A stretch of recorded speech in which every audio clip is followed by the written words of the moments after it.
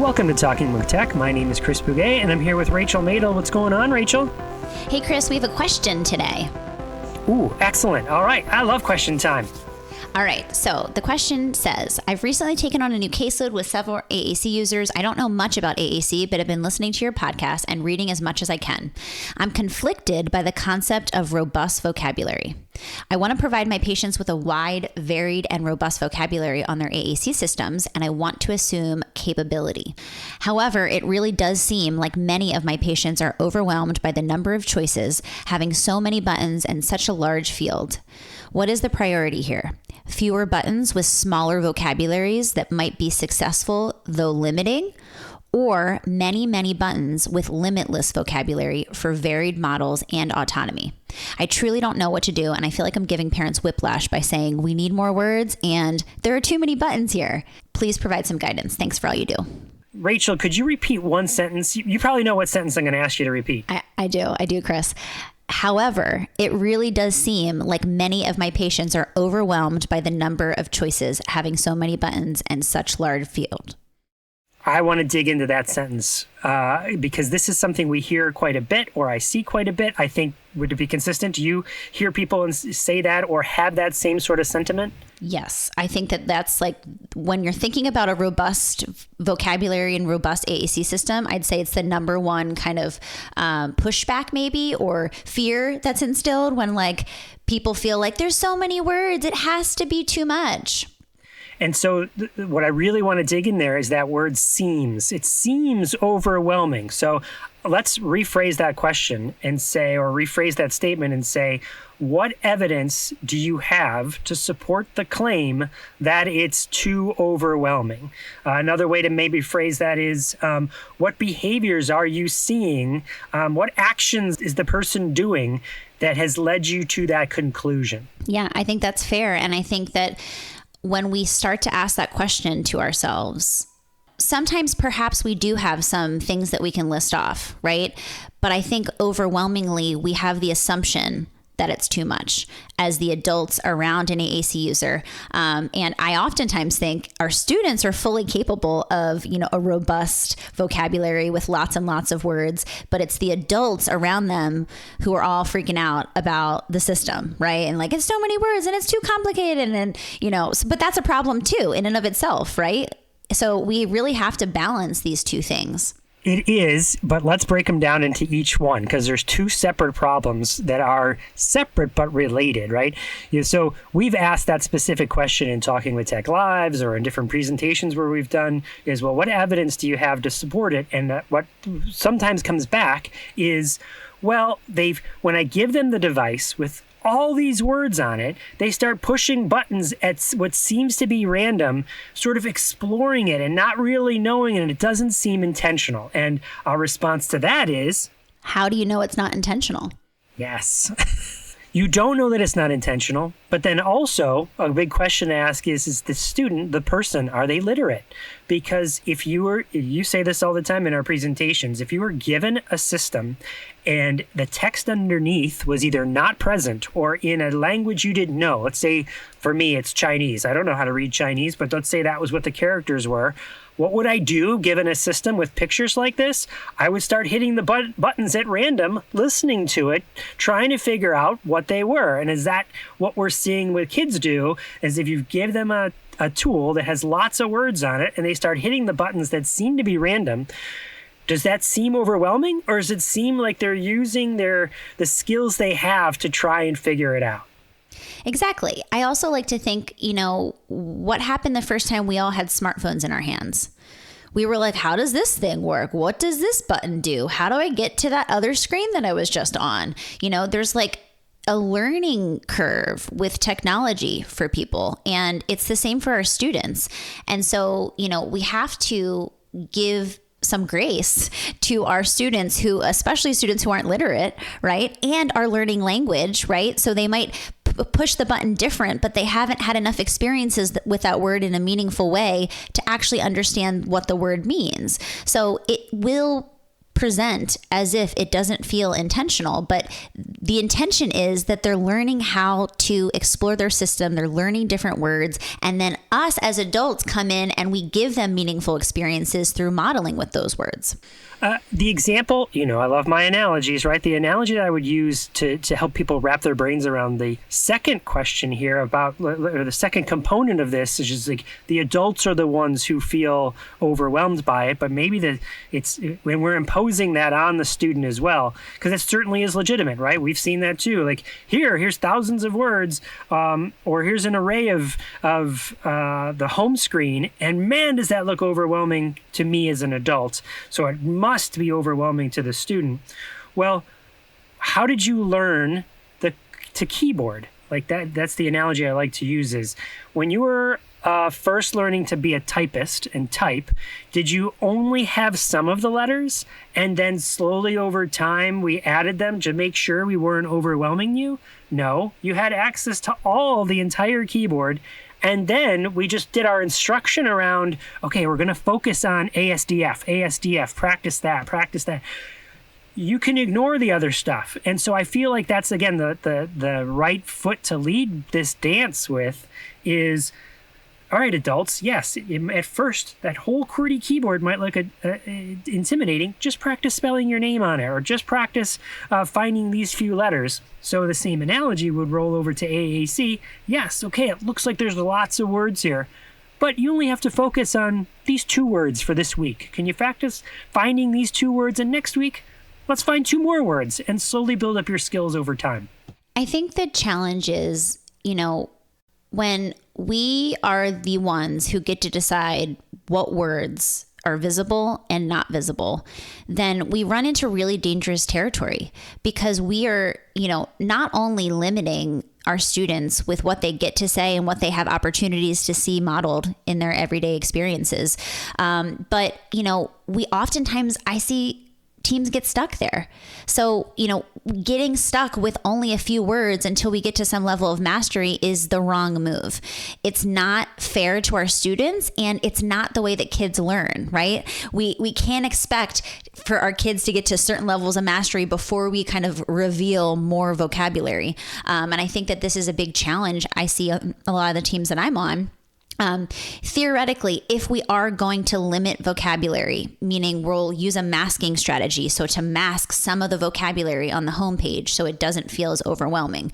And I would argue that we should only do that if we have evidence to suggest that we need to do that, right? We shouldn't just start with that type of an approach. But if we need to do that, and everyone theoretically can get more familiar and comfortable with, masked vocabulary or some of the buttons being hidden for, the time being, then theoretically, over time, everyone on the team, both adults who are modeling and the student, should be fine adding new vocabulary every week. They should be okay with that, right? And I think that, again, this is where we get stuck with kids who have had the same AAC system, with 10 words for 6 years, and it's just like we can't get stuck there, because we have to expose our students to lots of, vocabulary and lots of opportunities where they can use that vocabulary and see it used in meaningful ways. And we're really doing our students a disservice if we're not providing robust vocabularies. It's interesting you use that word robust. Let's talk about that word. It gets thrown around a lot in AAC. And so when we talk about having, you said robust vocabulary, but let's talk about it. Just what makes a system robust? So what makes a tool robust? I think there's a pretty short list. Tell me if you agree with this. So the first thing that a system needs to have is access to core vocabulary. Core vocabulary has to be part of a system. Agreed? Woo! Yeah, of course. Okay, second thing is we're talking about core vocabulary. It's not just the root word, but we got to have the grammatical markers, right? So ing, plural s, ed, that kind of stuff. Does the system have some way of, does the tool have some way of allowing a user to use those grammatical markers? Again? Absolutely. Yes. We don't think about grammar and morphological things in the beginning, which we should, right? Like there's no reason that our students shouldn't have exposure to grammar and morphological changes, alongside of the words that we're modeling. But we absolutely need to have that feature because truly, in order for anyone to say whatever they want to say, they have to have access to morphological changes. And if they really want to say whatever they want to say, then you absolutely need to have a keyboard. Now, there's some things you don't want to have to learn to type in every single time because you might be saying them so frequently, even though it wasn't part of your vocabulary that was out of the box, right? We always use the example of our dog's name, right? Your dog's name might not be a word programmed in there, but you don't want to have to go to the keyboard and type it out every single time. So you want to be able to actually program words in as well, right? That's another thing that the tool needs to have to make it robust is the ability to add vocabulary. Fair? Yes. Add vocabulary and also some phrase-based language too, because sometimes we need to have quick access to a phrase.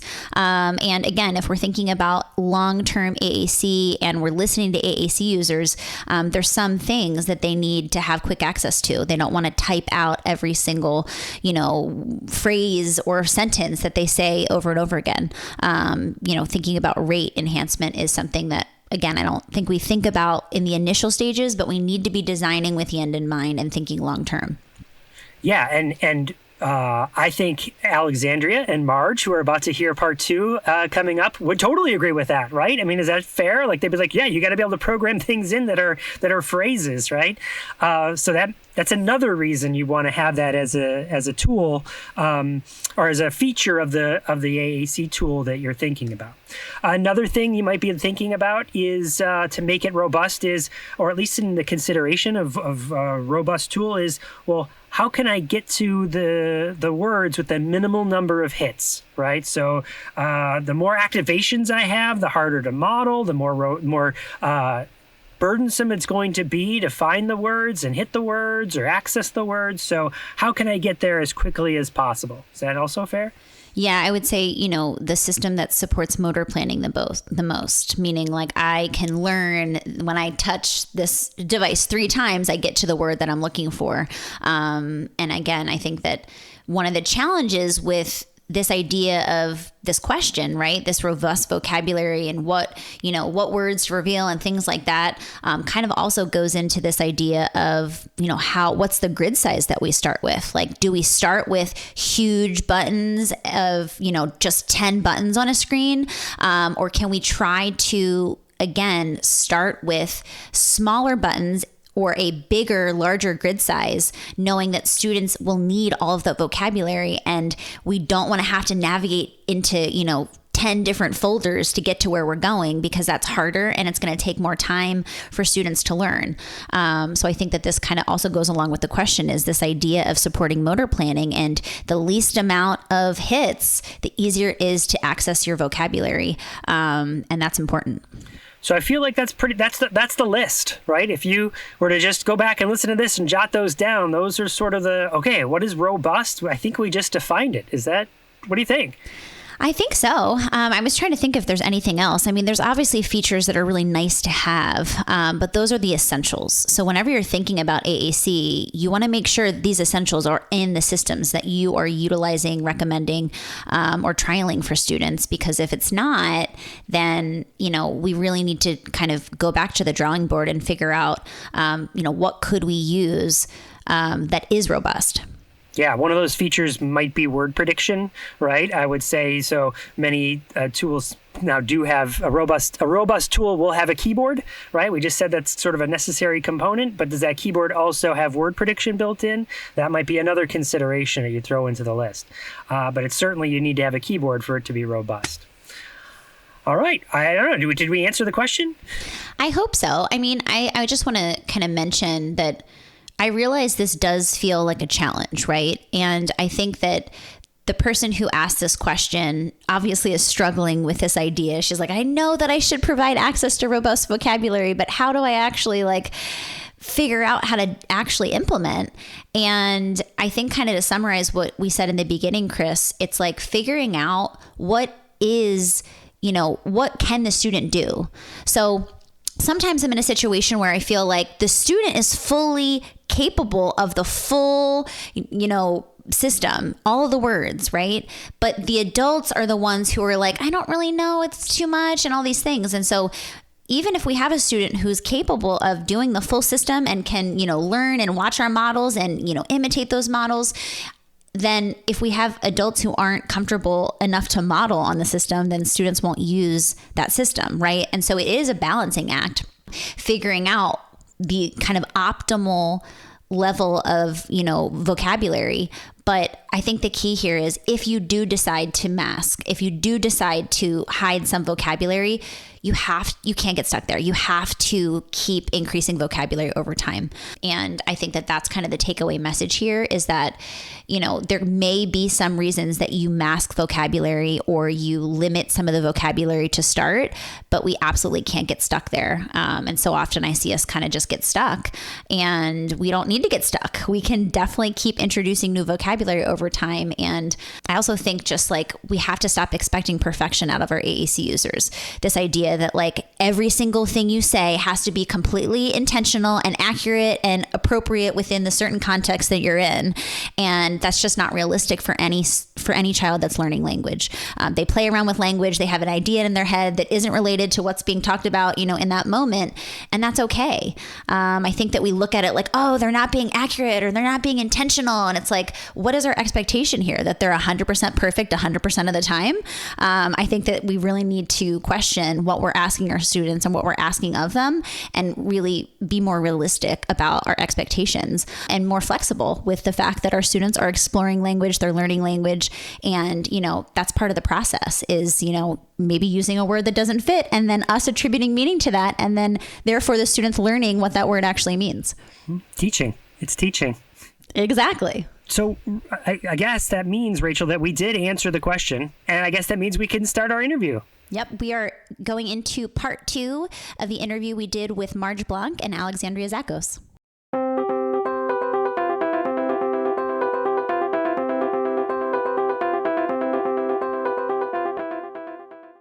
We'd like to thank all of the wonderful Patreon supporters who make this show possible. This podcast is funded by listeners just like you who've signed up at patreon.com/talkingwithtech to show their support. Because of the generosity of our amazing Patreon community, we're able to pay Luke and Michaela, our podcast producer and audio engineer, who keep the show looking and sounding great. Patreon supporters also receive bonus content, such as early access to interviews, behind-the-scenes recordings, additional curated resources and materials, and so much more. Check it out at patreon.com/talkingwithtech. Now let's head back into the episode.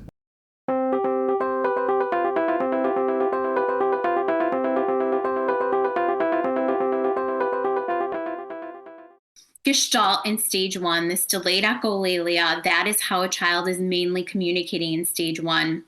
When they move to stage 2, that is called mitigation. So they start to use mitigated Gestalt, or they whittle down. Marge reminded me of this a while ago, the larger Gestalt. Okay. So one of my favorite that I use all the time, Gestalts from one of my clients, is don't worry, I'll help you find your mama. And that came from a Dora episode, and she kind of used it every single time something was lost or she couldn't find something, or she just had that feeling like, I want something, but I just don't know where it is. And so that was her Gestalt, that super long thing. And so when she got to stage 2 and she was able to mitigate it, I started hearing like, don't worry, I'll help you find grandma. Or don't worry, I'll help you find the ball.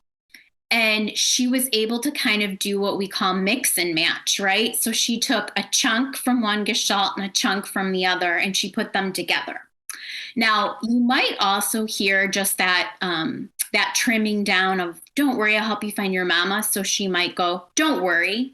Now that's stage 2, right? Because she was able to just cut it off. And that means she's starting to move in her language development to being able to communicate more flexibly.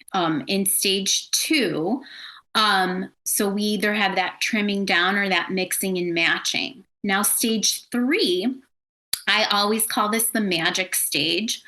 It feels like magic to me when a kid gets to stage 3 because they are then able to free all the words from their previous gestalts. So they are in stage 3 for the first time recognizing words as units.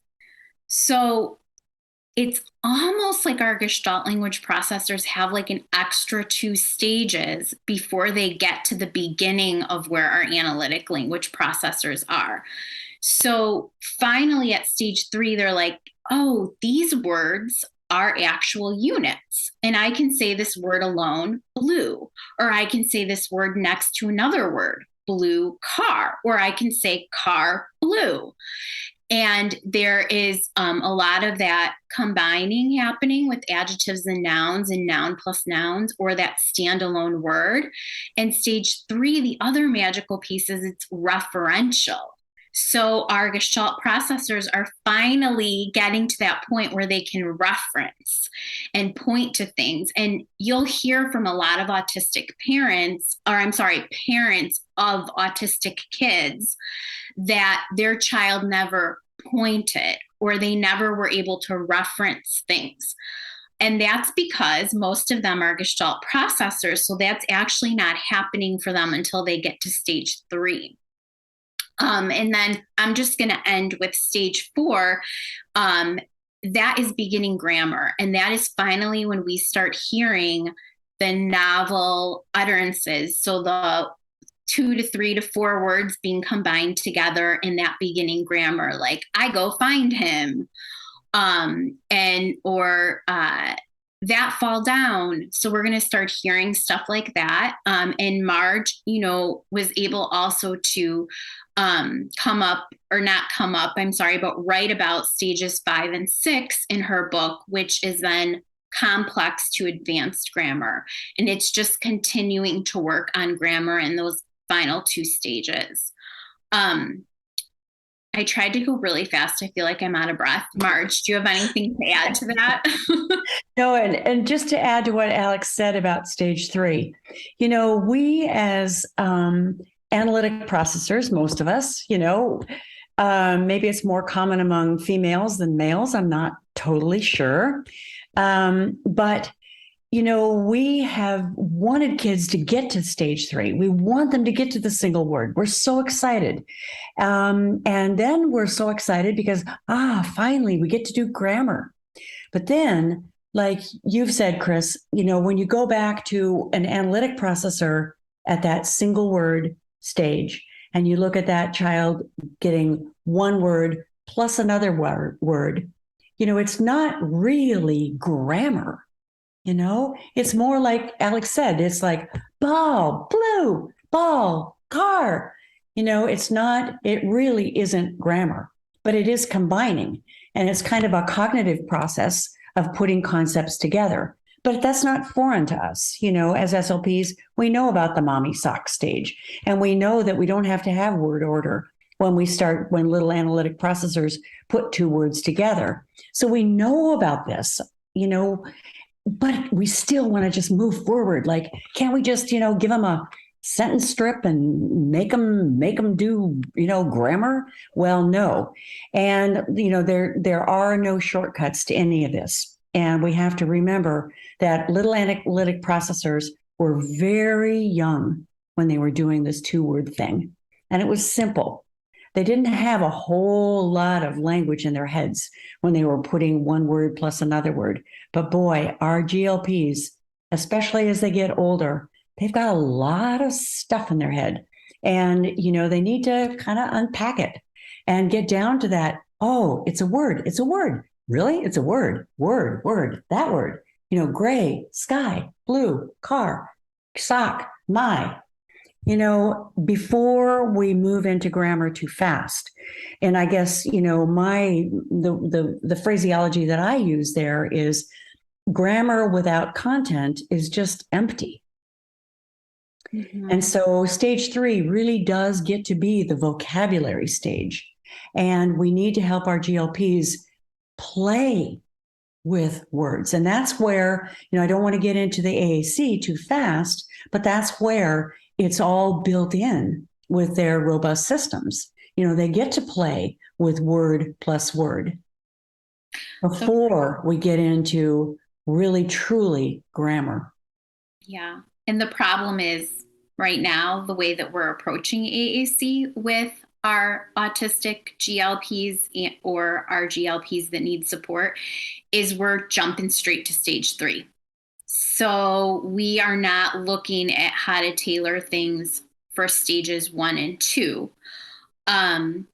And the whole reason Marge and I are out here talking about this nonstop like crazy people and spreading the word is because we have been doing a disservice to our kids all of these years. Like, it felt so shocking to me when I read Marge's book, because at that point I had been an SLP for 13 years in 2016. And I thought, what in the heck was I doing for 13 years?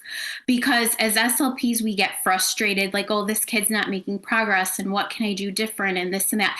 And to think that the whole reason why a large percentage of my kids were not making progress is because I was treating them like analytic language processors that were disordered. I was looking at them like they were disordered analytic processors, not having a clue that they were actually Gestalt processors on a typical normal language developmental journey, but I knew nothing about it. So like most SLPs, I was like, okay, there's something wrong with their language development. They need more words. I need to do this with them. And of course, no progress. So that is why I'm so passionate about this. And I am just like talking about it nonstop everywhere, because we've all had blinders on. And unfortunately, a lot of our kids have been suffering. So let me just, if a kid is starting to learn grammar and individual words, then they're not a Gestalt language processor. We have evidence to suggest. What's their background? What do you mean? Like if we? Oh, like are they 2 years old? Yeah, let's say typically by 2 years old, we sadly in many cases we haven't introduced any sort of intervention yet. So let's say let's go with a 4-year-old. A 4-year-old who is using echolalia and maybe saying a handful of things that are not echolalia. And so we might introduce AAC and start teaching, let me model some words for you and some morphological endings as well. So stop, stopping, go, going. And if they start to pick those up and start using those, then they're not a Gestalt language processor, right? Because they're making progress using them. You would have done many, many language samples by then, so you would know. And we don't want to just willy-nilly decide, willy-nilly, what kind of a Gestalt is that? Sorry. You wouldn't want to just start and just experiment because it's like fun or something for us. We're tempted to do that, but we really need to do our assessments.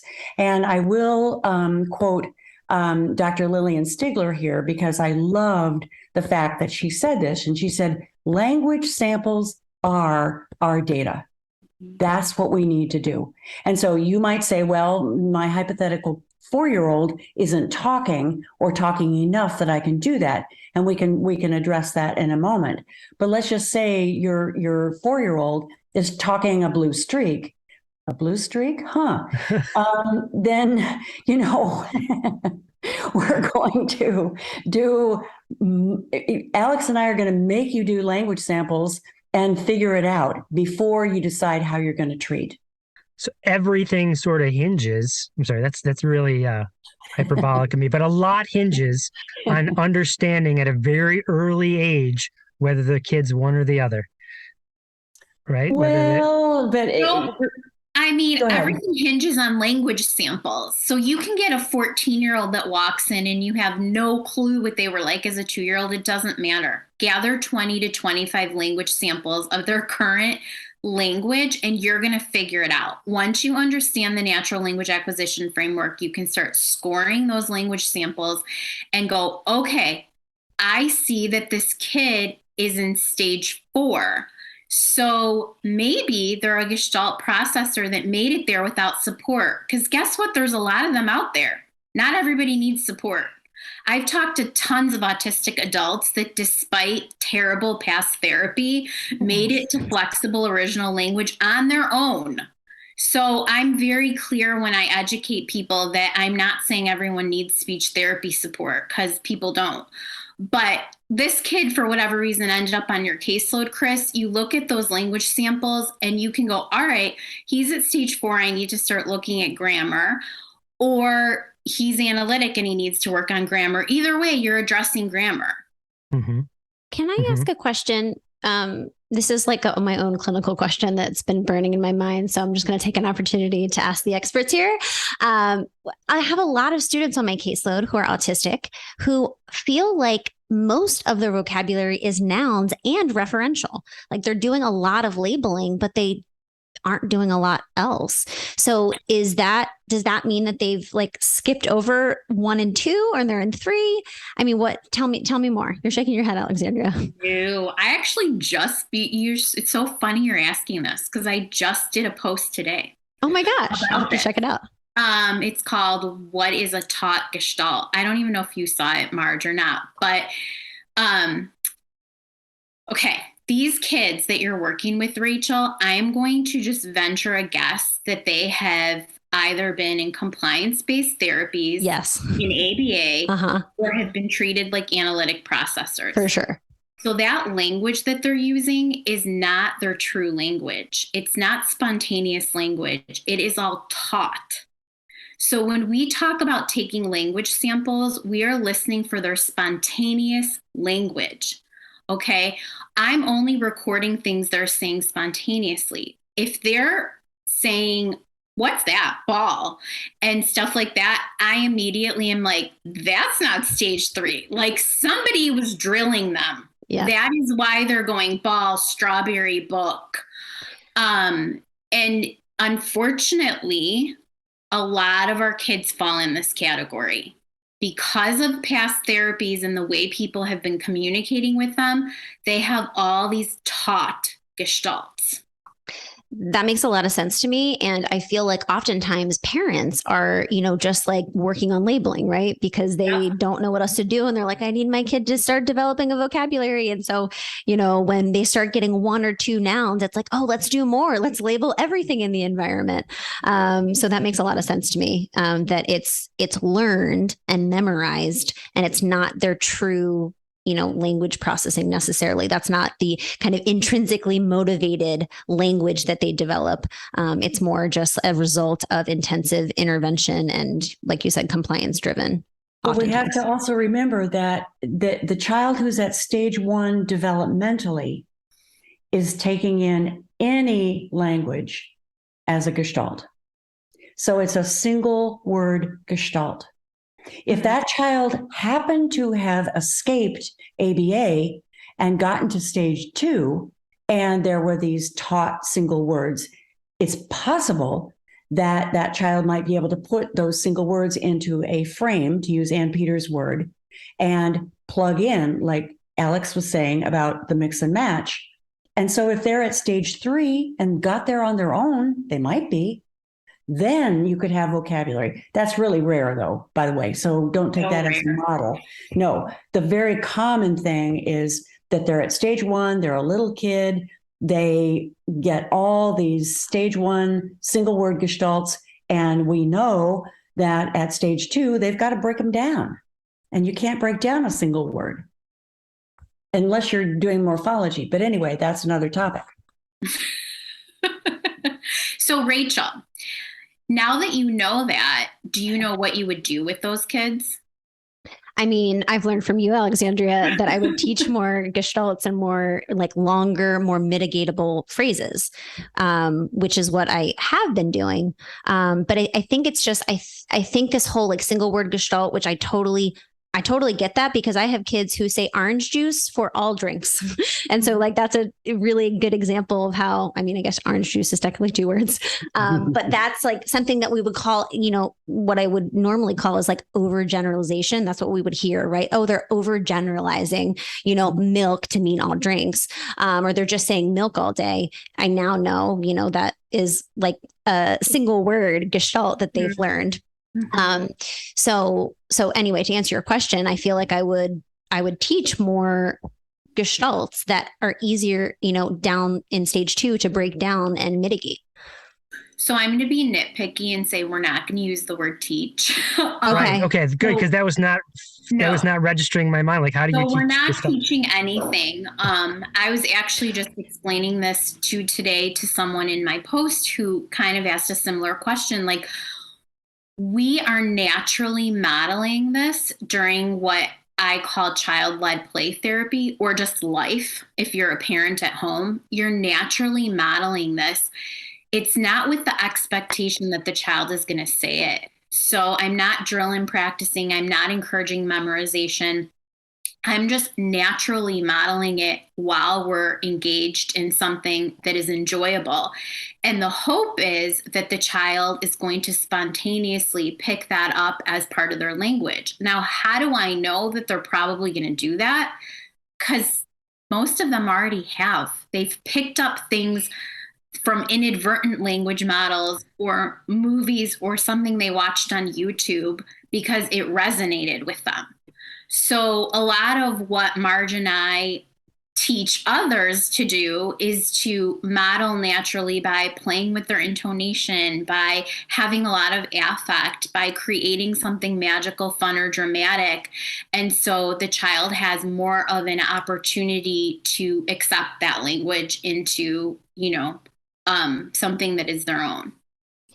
And I think this leads into the challenge with AAC, which is, then what do we do when we have AAC systems set up for analytical language processing and single word acquisition and then 2 word. And then, from a motoric standpoint, that is the challenge, right? Is that, how do we balance these 2 things? How do we know that, like, yes, I want to model language, but how do I model a longer utterance, and maintain the motor planning down the line of where these words are and how, we get to those words from a motor planning standpoint. So I feel like let's transition into what do we do about all this? Can I take a stab at it and then you tell me if I'm wrong or how you would do something different here? Can I take a swing? Yeah. Okay. So literally today, I don't know if you can see my tongue. I'm going to stick my tongue out. Do you see how it's blue? Did you see my blue tongue? We see it. Okay. So sorry if that grossed you out, but so I am in a school today with high schoolers and I get to meet a girl for the first time. This girl, out of her mouth, all I hear her say is and that's the only sound she's making. We have cupcakes come around. She has an AAC device in front of her. I have an AAC device in front of me. Take the cupcake, hence the blue frosting that's on my tongue, and I squeeze it and it gets all over my fingers and there's blue on my fingers too. You can't see my fingernails, but there's blue on there. And I go, uh-oh, and then I go find that on the device, right? Uh-oh, and so I say it verbally, but then I model it on the device, which sounds a lot like what you're saying is like, and I don't know if this kid is what this kid is. I mean, I know that they're going to be learning language somehow, and the way they do that is by me modeling it, right? So that's what I'm doing. Is that fair? Does that sound right? Yeah. Is that the answer is to have the intonation, which I would do, again, with any kid. So, there's a lot of commonalities with the way that you guys teach people how to model on AAC. I'm assuming you teach this way too, Chris. I've seen Rachel's course. And I mean, we're saying the same thing. I think the problem that we want to address is that the way that typical AAC systems are set up, they're set up for analytic language processors. So could be a really awesome gestalt for this girl. But then where are you going to go next, Chris? Are you going to start focusing on core words? Because that might not be the right approach for a gestalt language processor. Well, it's not. the right approach for a stage 1 Gestalt language processor. So what I would do, and you guys, Marge and Rachel and Chris, correct me if I'm wrong. I am not an AAC expert. But what I would do, especially if a child has had this device for a while, is I'm going to try to collect my own language sample based off what they say verbally or with their device, while we're engaging in something that they find enjoyable. Perhaps it is eating cupcakes or some other type of hobby that they have. I say play therapy, but I do not only see little kids. Older kids, it would be hobbies is what I would call play therapy. So, okay, we're engaged in this thing. I'm going to either be recording or writing down whatever comes out from the AAC device or their mouth spontaneously. So not me saying, oh, what's that? And they hit blue. No, I am not recording that. That is not a spontaneous language sample. But if I'm just smiling at them and like smiling and writing, and they hit on their device happy or something like that, I'm writing that down because that's spontaneous. They decided to communicate that to me. Except who taught them what happy was? And that's like, where how I do feel they know what the word is? And that's where I feel like the challenges with AAC is that we're working with complex communicators who are reliant solely on us modeling on their AAC, which is why I use the word taught, which I should have used the word model.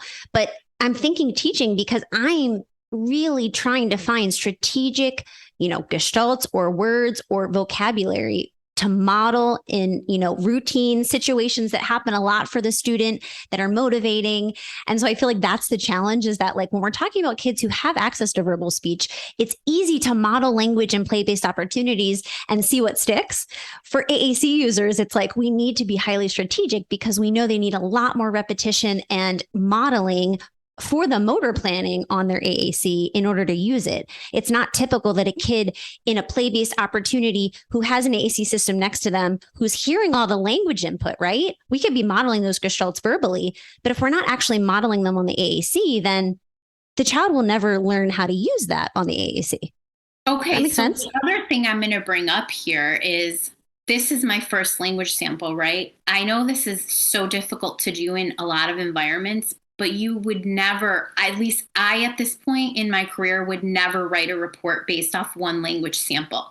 So I'm going to end up seeing that kid 5 more times. I'm going to end up getting videos from home and language samples. And I'm going to see, is happy something that's spontaneous for them, or is that a taught gestalt? Are they using it when they're cooking with their mom in the kitchen? And then they also used it when they saw me smiling and writing. And then it's also when dad says it's time to go to McDonald's. And so is that part of them? Is that part of their language? Or they're only like labeling because they saw Alex smile, so now they're going to hit happy?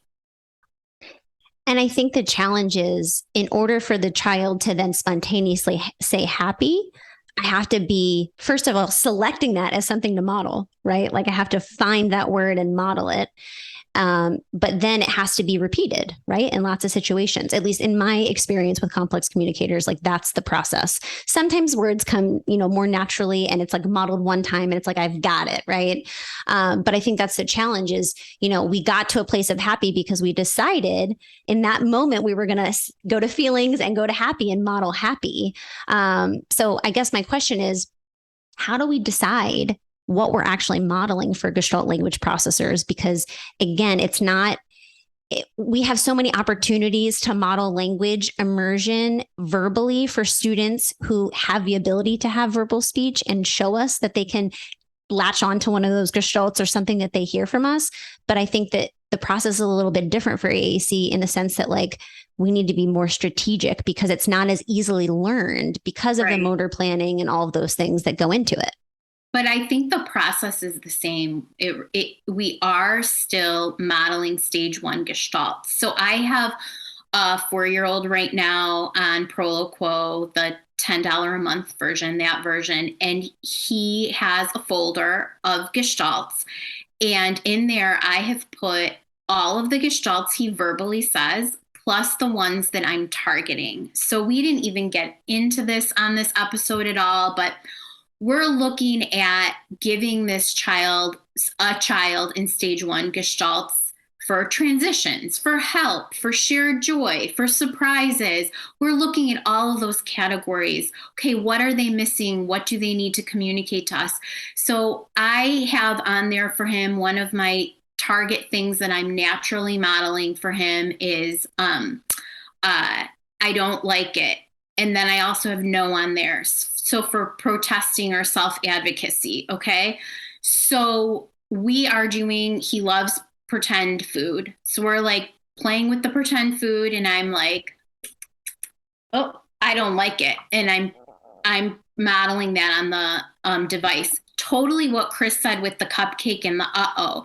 So I think our approach is the same. It's just wrapping your mind around the fact that you are programming in and modeling gestalts, not core words or single words when a child is in stage 1.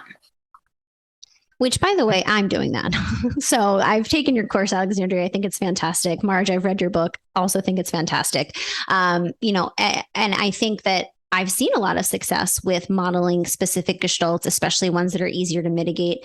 I think for our listeners, the challenge is this is all new to everybody, right? So we're all trying to wrap our heads around how do we do this with technology that's not really working for us, and we're always thinking long term. So Chris and I are always talking about design with the end in mind, support motor planning, support students right now, but also down the line. And I think the challenge is, we can program specific gestalts in, but then how do we, what does mitigation look like? When we're thinking about a single message in one button that says, I don't like it.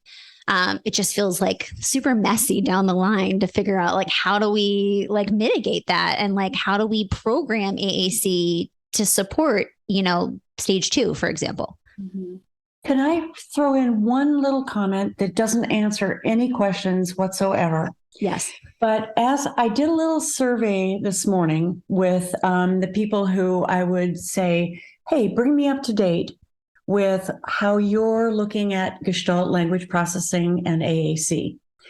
And so maybe we could do something with this list later on, but each individual wrote out what they felt were the top 3 principles that they would use. And these are SLPs, these are parents, and one AAC expert who talked to Chris just this morning. And so how all this fits together is that particular, and this is Kate Flaxman said that she felt that this stage that we are in now as professionals in our learning curve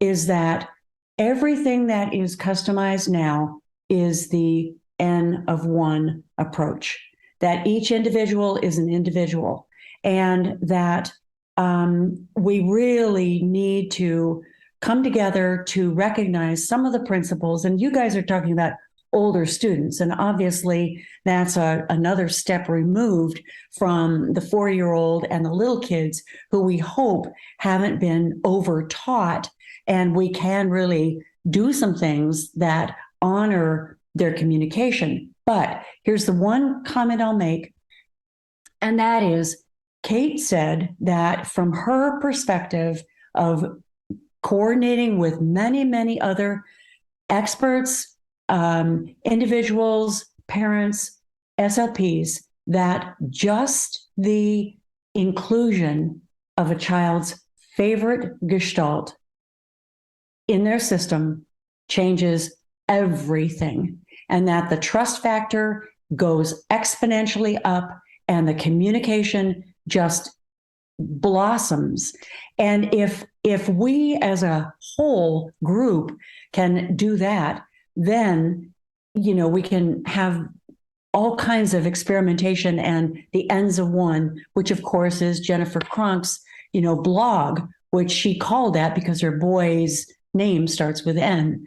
But that experimentation stage that we are in is so fruitful. So Marge. Oh, go ahead, Chris. All right. So, well, I have an experience from this morning, another one, talking to the speech therapist just before I go into the room with the cupcakes. She was telling me about another student, and this other student is like, we've had an AAC device for 2 or 3 years now. No progress, no interest, no, not even looking at it. We don't need it, Chris. You can pick it up. And I was like, wait a second. Tell me more about this student, because what are the other options here? This is clearly, I'm in high school here. And she said, well, she started describing how he uses echolalia. And I said, Marge, exactly what I just heard you said. I said, well, wait, tell me some of these that he says. Like, what does he say? Well, to listen to this thing about octopuses, and then he'll repeat back the octopus phrase. It's like, well, okay. What I think I've heard people tell me from the podcast is, why don't we program that thing in there? Because at least it'll show him that even if you don't know what you're doing, at least it's showing some respect. Like, hey, I respect what you're saying. And look, I'm going to put it on here. Maybe you can then use that later, and then from there, we could maybe, what I'm hearing you say next later, Alexandria, if I'm understanding you correctly, is now we can start to break that down. We can mitigate it and say, but at least Marge, what I think you just said is just respect the kid. So put it on there, right? Is that? Mm-hmm. Yep. Yeah. I will say I 100% agree with this. I've changed my practice in that way, and it has been a game changer for all of the students that I'm working with. For kids who are like, don't care about that device in my backpack, collecting dust, never charged. Like, these kids are going to their backpack, getting it out to communicate their favorite gestalts. And so I do think that that's a takeaway here. I think I love how you simplified that, Marge, because I feel like we're all like in the weeds trying to figure out what to do. And it's like, this is a takeaway. I feel like the two takeaways are like, acknowledge those, right? Because so often we're just taught to, no movie talk, right? Alexandria, like, and just ignore it. It doesn't mean anything. So acknowledge it. And then the next step is plug that into an AAC system, because that's how we're going to get kids bought into this technology that will eventually help their communication development. So I think that is perfect. Wonderful.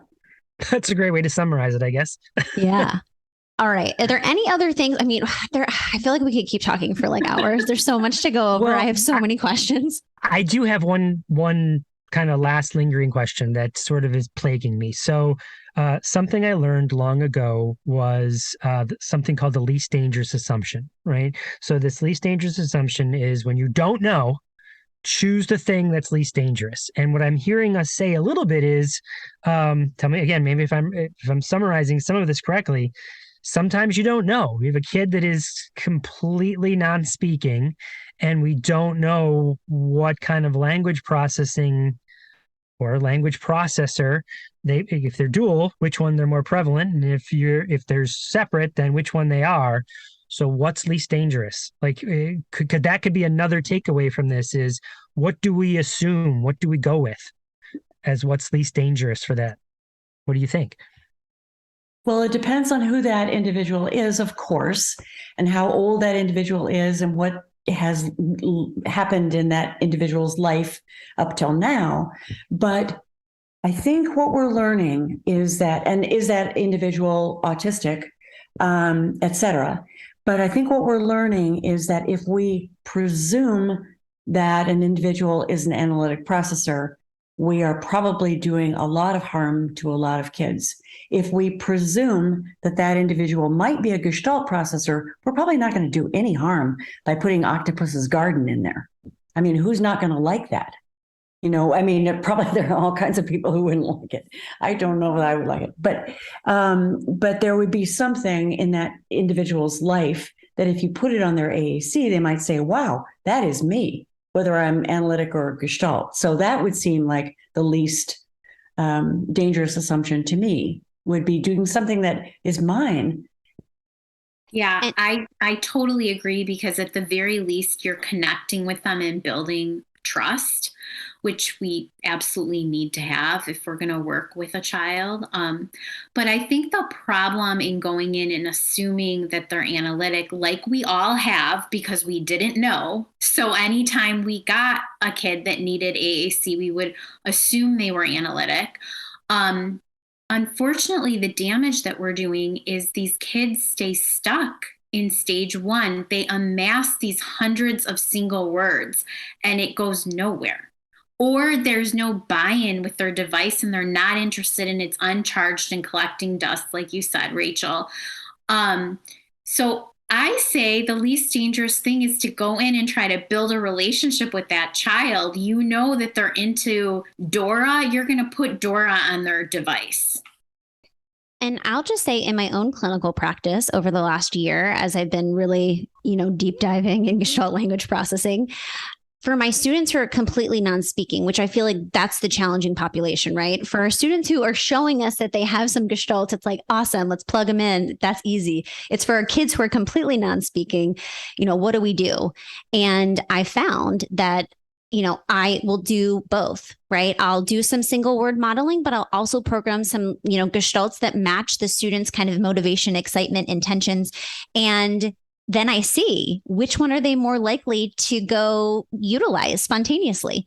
And that's been really effective. And I've had some students who, are doing a little bit of both, but it's like, wow, they do so much better with that chat folder where they're opening it up and they're saying, I loved that. And, all these really emphatic gestalts that we're programming in. And so I feel like for our kids who are non-speaking, and maybe the blanket assumption should just be we should be adding these types of things to an AAC system, which is not uncommon. We've been using quick fire phrases for AAC systems for, ever. It's not something that like is brand new. But I think just considering that we don't want to just blanket single word, core word approach, we can do a little bit of both and see, what happens clinically. And like I said, over the last year, clinically, I've seen some kids are like, they're in that chat folder. And I'm like, you're probably a Gestalt language processor. Like you're responding to those, longer phrases and gestalts that I'm programming in, and you're not as responsive to, single words as much as you are in the longer words, or the longer phrases. And probably if you were my SLP, I would go along with that. And I would not fault you for kind of testing me. But if in my own world, I would want to do the best job I could to find out from a family, to do that assessment over a longer period of time, to see if I could really earn that child's trust by not having to test them. Now, I realize if you're talking about high school, et cetera, and you never know exactly what a child's, language history has been. But if a child has been in ABA for some period of time and that child perceives, and it wouldn't be you, Rachel, I would trust you. But if it were somebody else, I might say, is she really trying to get me to do X? And then there's that question of trust. And so if it's possible, like in Alex's clinic with a 4-year-old, to go back to the family and know that deep history and really work on that trust element. And as we do a handout someday with all these things that I wrote down from everybody's input, trust was number one. Mm-hmm. Yeah. I mean, Marge, I have a phrase, inspire, don't require. Like, I am totally on board here. I do not think we should be testing kids. I do not think we should be trying to get them to say anything. I think it's just challenging for our therapists who are like, okay, I have this device. I need to model language on it. I'm not exactly sure where to start. And so a lot of the work that I do is trying to figure out, like you said, doing the detective work, talking to families, figuring out situations where, a really good opportunity to model, some language would be, and then kind of reverse engineering it. Because I think you're right. At the end of the day, like, we have to have our students trusting that we're there to support them and what they intrinsically are motivated to say, not what I think you should say or what you should say in this situation. And so I feel like following a child's lead is definitely something that we talk a lot about on this podcast. Okay, here's my last question. One of the things that this podcast prides itself on is honoring the evidence-based practice from ASHA. So that model is research plus professional knowledge plus AAC user perspectives. So is there someone that you could reach out to or connect us with that is an adult Gestalt language processor that uses AAC, and then we can talk to them about what worked and what didn't work? That could be really valuable for people. Yep. Perfect. We definitely have some of those. Yay. Well, we'll definitely have them on the podcast.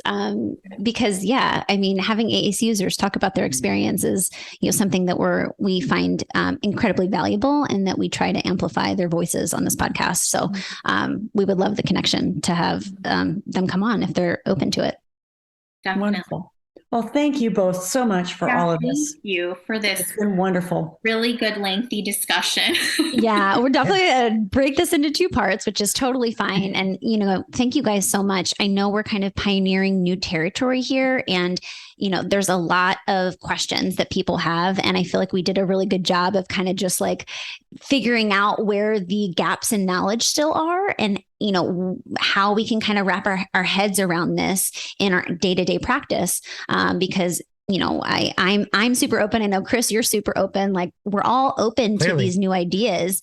We just need to kind of have some ideas and talk to each other about what do we do and how do we do this? Marge, are you but they're not new ideas. They're from 1985.